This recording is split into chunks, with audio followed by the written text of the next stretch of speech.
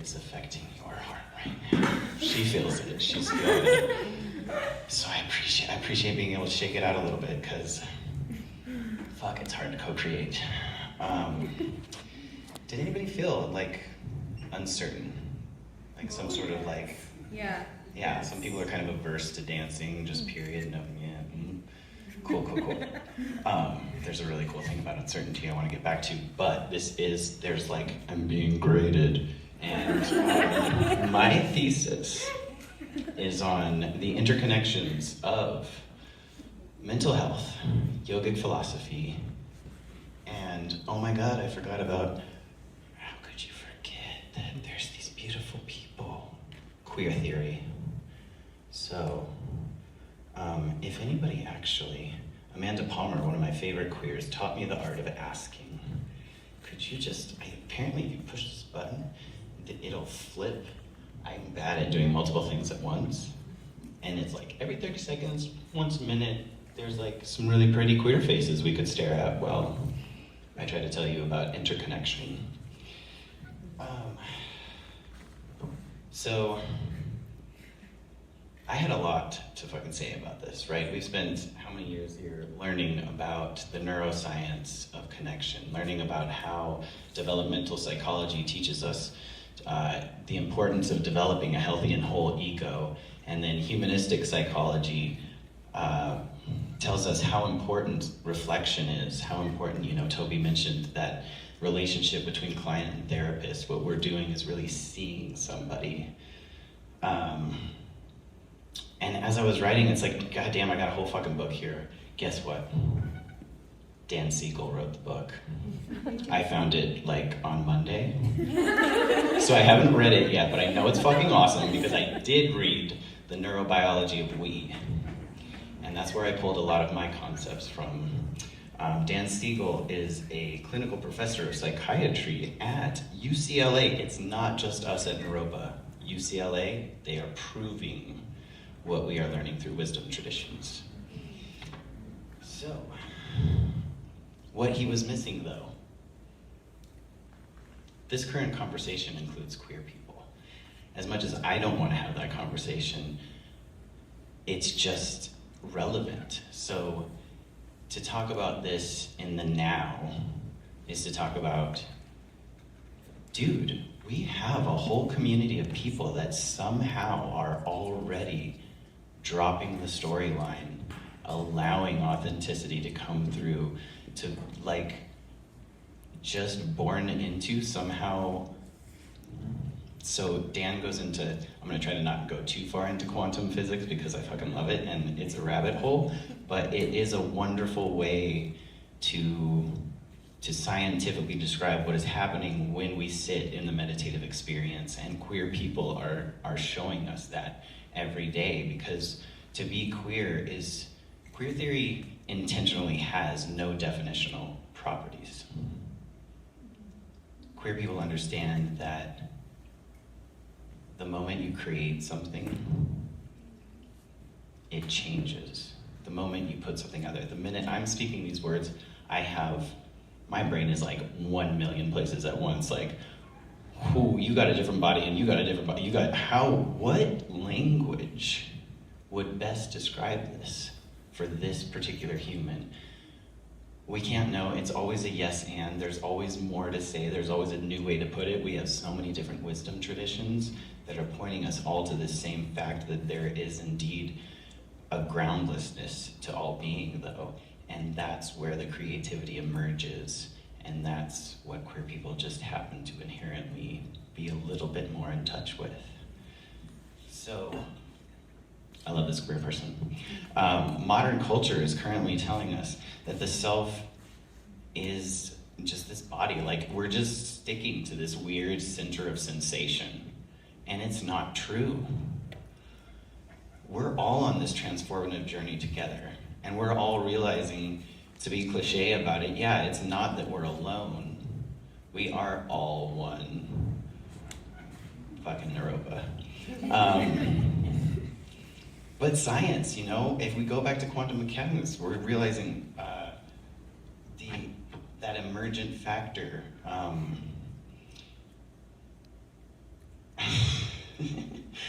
lost my place. But, so my paper is going into interpersonal biology. So, what is interpersonal neurobiology? It is understanding the true nature of ourselves, how our identities and belonging can be expanded beyond this, and really looking at the synergy of complex systems, how we all work together. And the important factor is how we are, this paper was looking at how we are all allowing each other to be in existence or not, and the importance of things like social emotion regulation. Social emotion regulation is the processes by which we influence the presence, timing, or character of our own or others' emotions, and their expression in a social context. I just found that, I don't know, when I learned that definition, the expression part didn't really stand out to me, and then I'm thinking about queer people and how we just want to express, and goddamn if it's not social emotion regulation that really helps us get there, because when you see me and you say it's okay, and I see you and I say it's okay, suddenly we're not just tolerating diversity, we're thriving in diversity, because it's that random, Dan Siegel has a great acronym. We now have new meaning to the term God. Let's see if I can remember it, because it's like what they're speaking to with quantum physics, the generating of diversity, generation of diversity, God. So I now once again believe in God, which is cool. Well, actually, for the first time, maybe I never really believed in God. So we have things like interoception, which is the ability to be aware of internal sensations in the body. It's our heart rate and hunger. Dry mouth.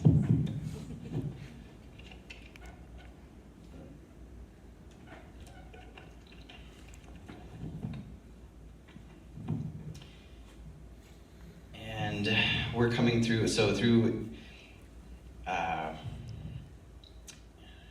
interdependence, interbeing, we have introception. Introception is another one of those terms that points us inward, but now, right, it was dubbed by psychologist H.A. Murray, in case you were curious. It's subjectivity and imagination. It's our ability to be in touch with our feelings and emotions.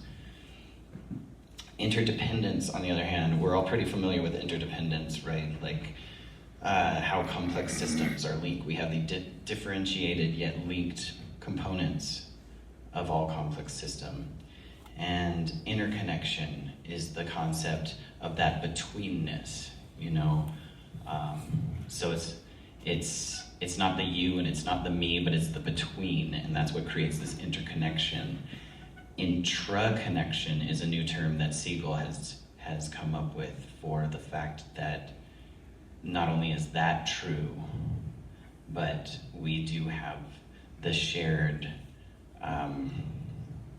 it includes both the betweenness and the withinness of the identity and belonging. And so that's how we're linked through this fabric of life. A lot of people are familiar with Thich Nhat Hanh. He had a similar term called interbeing to point us, because the English language is so limited, right? I get frustrated all the time. But interbeing, so being is like on this one extreme, non-being we have on the other extreme. Why do we live in such a dualistic world? Oh wait, we don't. We do have interbeing.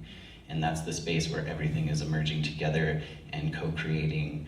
We're kind of creating a meta-personal self-construal of embracing our various circles of belonging here, which includes our inner bodily experience. I did emphasize in somatic psychology in case I didn't mention it, so that's why I keep coming back to the body, because as a queer person, I also struggled with embodiment. And here at Naropa, we do a lot of mindfulness practices, but it doesn't always include, even when I was first introduced to yoga, I couldn't sense, what are you telling me to do? I was just falling into, oh look, I'm doing it, I'm flexy. And it's important to really feel what is happening. That's how we process things. That's how we're integrating things. That's how Levine is showing us that trauma can potentially be healed and, through, because if trauma is stuck in time, it's a moment stuck in time, movement helps get that going again. There was a 14-year-old boy who was involved in a insane catastrophe where all the children were kidnapped, and he was the only one out of like 26 kids who escaped this event without PTSD, because he was the kid that dug them out, and he kept moving throughout the whole experience. So that brings me back to that's how we're integrating. We have to integrate that. We have something scary happens to you, integrate it.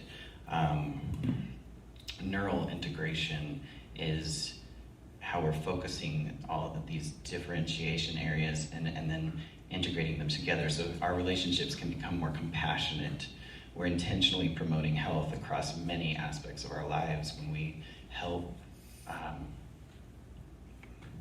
inspire this neural integration through meditation technique, through bodily practice.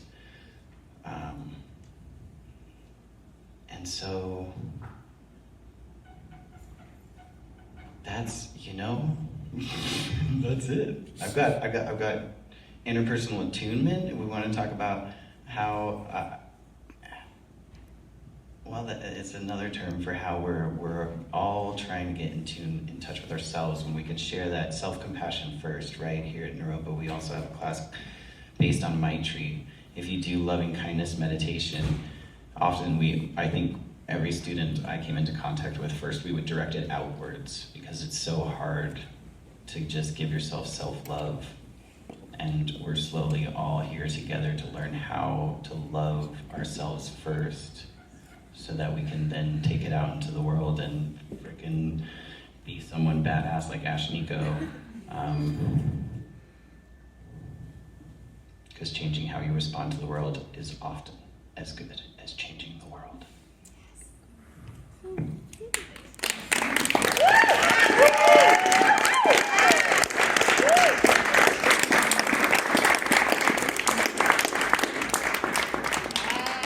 Yes. Only hate at me. I tried self-love.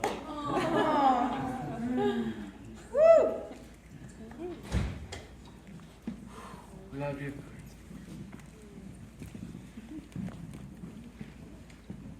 And now, is this still on? Yeah. So now we have one of my favorite humans of all time, Casey Adishek. Yeah, Casey is a dedicated lover of the soil. Whether in a compost pile, mixing building mud, planting seeds, or rubbing her cheeks on moss and stone, I can confirm this is where you would find her. She is well familiar with her local landscape. Casey values place-based designs as a foundation for harnessing the abundance of power from the earth. She's a graduating student from Naropa University with an interdisciplinary degree including environmental studies, peace and conflict studies, and education. Some of her interests include earthen building, regenerative agriculture, movement therapy, embodiment and expression, singing and gathering with women. After several years of living on farms and intentional communities, she learned about cob building, and the ball continued rolling. Casey currently teaches earthen building workshops and facilitates women's full moon dances. She's an active participant in song circles and considers herself a walking jukebox. Casey has always found joy within music and community-centered spaces. She will be speaking today about how her connection with the earth and her body has catalyzed growth and healing in her life.